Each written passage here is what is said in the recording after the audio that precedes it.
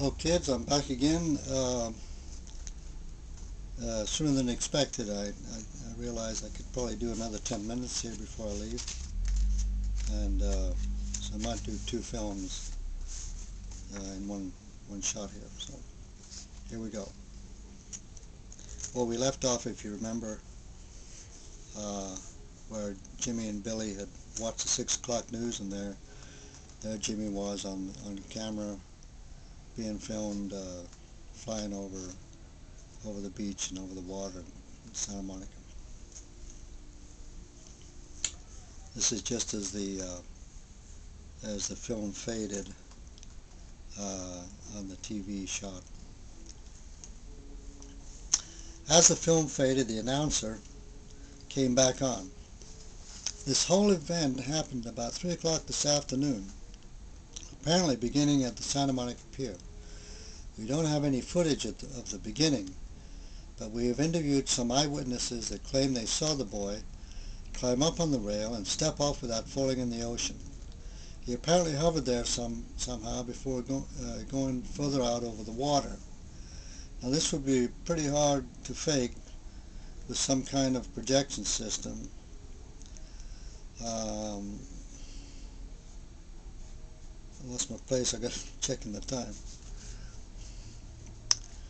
Some kind of projection system, so we anxiously await comments from the scientific community. We will be airing this on the 11 o'clock news. I now return you to our main program. I'd better get home, said Billy. Call me and let me know what your parents say when they see this. I bet they'll recognize you. How could they not know their own son? They'll certainly recognize your blue shorts and blue shirt with the yellow trim. I bet some people in school know it's you too. What a revolting development this is. Word as he was, Jimmy laughed. Neither boy knew this was the line William Bendix used to say all the time on his TV show, The Life of Riley, long before any of the boys were born. As Billy went home, Jimmy tried to imagine what his parents' reaction would be when they got home and watched the 11 o'clock news. As it happened, he didn't have long to wait. They got home a little after 8, as his mother had said they would, and his dad immediately switched on TV to watch the usual Sunday night programs. But the announcer broke in with a breaking news bulletin. We interrupt this program to bring you a special announcement. He then gave an account of the flying boy, at the same time showing the previous footage. Following this, he said that they would continue to follow the story with periodic updates, as the authorities were very anxious to find the boy and speak with him. They were now going to interview all kinds of experts. When the footage of Jimmy flying around came on, his parents were at first as astounded as anyone. But it gradually dawned on them that the boy looked familiar, even though his face was blurred. They peered closer, and his mother said, "Look, he's wearing a blue outfit just like you are. Oh my God, Jimmy, is that you?" But before Jimmy could answer, there was a sound of police sirens and a screech of brakes, and then a loud banging at the door. "Open up, it's the police." Jimmy's father opened the door and was aghast to see not only the police, but several military people in camouflage with rifles and walkie-talkies. There were several army jeeps behind the police car in the driveway, as well as a whole bunch of media people milling around in the street and setting up their equipment. There was even a helicopter circling overhead. "Mr. Burton," said the policeman. "Yes." "Do you have a son by the name of Jimmy?" "Well, yes." The policeman's face looked very grave. "We have reason to believe your son has acquired a technology of interest to foreign powers, and the military people here must take him into protective custody." Mr. Burton's face went white. "Do I have a choice?" he said, his voice shaking. "No, sir, I'm afraid you don't. But don't worry, he'll be in good hands, and he'll be well taken care of." I just realized this would make a cute movie. When I was writing it, I better get on with the story. Time's getting on it. By this time, Jimmy's mother was at the door and holding Jimmy by the hand. "There must be some mistake, and no one's taken my son away." "I'm sorry, ma'am," said the policeman, taking Jimmy by the shoulder, "but this is by executive order of the President of the United States." "Don't worry, Mum," Jimmy said. "I'll be okay. I'll just give them the secret and I'll be home in a jiffy." Mrs. Burden held Jimmy's face in her hands. "But what's going on, Jimmy? What's this all about? What secret? How did you fly up in the air, and how did you become involved in all this?" "I'm sorry, ma'am, no questions," said a man behind the policeman in plain clothes, obviously an FBI man. "You'll be notified of your son's status just as soon as possible." With that, Jimmy was bundled away to one of the waiting jeeps and whisked off to who knows where. After they left, the newspeople converged on the Burdens. A camera was thrust in their faces with light bulbs going off all around, and every reporter talking at once. "I'm sorry," said Mr. Burden, "but we know less than you do. We just got home when all this exploded.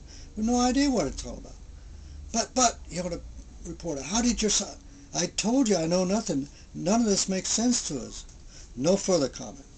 With that, he closed the door in their face and fled into the sanctuary of their home. "Call Billy's father," Mrs. Burton said to her husband. "Let's see what Billy knows about this." "I don't think that's a good idea," replied Mr. Burton. "The phone has to be tapped. You'll have to go over there after the reporters leave." Mrs. Burton looked startled. "Phone tapped? The police, the army, the FBI are all here and taking away our son? Even the president's involved? What is happening to us? Yesterday we were a quiet, small, suburban family. Today we're involved in a national conspiracy." "Look," Mr. Burton said quietly, "let's calm down. Jimmy has somehow acquired a strange power. Don't ask me how, but it seems to have overcome the laws of gravity. Now I know this doesn't make sense, but a lot of very important people need the answers and need them soon.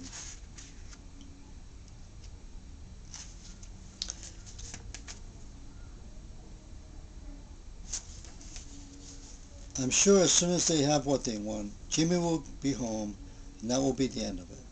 He'll tell us how this all happened. They'll have his secret, and we'll all be out of the picture, and back to our everyday life." "Yeah, I guess you're right," Mrs. Burton responded. "Well, let's walk over to the Browns' house and see what Billy knows about this whole crazy thing." Mr. and Mrs. Burton waited until the media people left, and then they walked over to Billy's house. Mr. and Mrs. Brown greeted them at the door. Mrs. Brown put her arm around Jimmy's mother's shoulder and led them into the living room. "We've been expecting you," Billy's father said.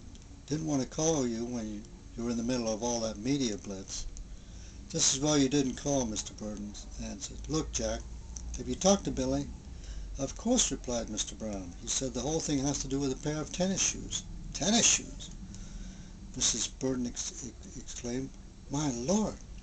She went on to explain the whole story about their episode in the sporting goods store and the apparently used sneakers made in Tibet, and about how Jimmy just had to have them.